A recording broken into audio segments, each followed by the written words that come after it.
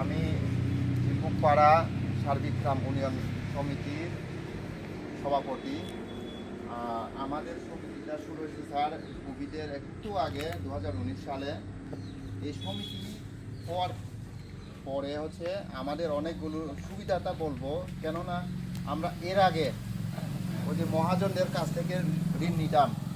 আমরা যদি 1000 টাকা নিই তাহলে 11 মাসে 10 মাসের মাথায় আমাদেরকে পরিশোধ করতে হইতো 50%, অর্থাৎ 1000 টাকা নিলে 1500 টাকা ফেরত দিতে হইতো।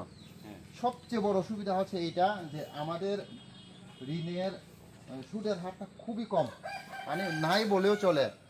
এটা আমাদের কাছে খুব একটা উপকারী আসছে আর কি, খুব সুবিধা। সবাই তো এটা বুঝে নাকি? আমরা সদস্যরা সবাই বুঝে না? আচ্ছা, বলেন। তারপরে হচ্ছে স্যার এইটা এই লোনটা নিয়ে আমরা অনেক কাজে লাগাইছি, বিশেষ করে আমি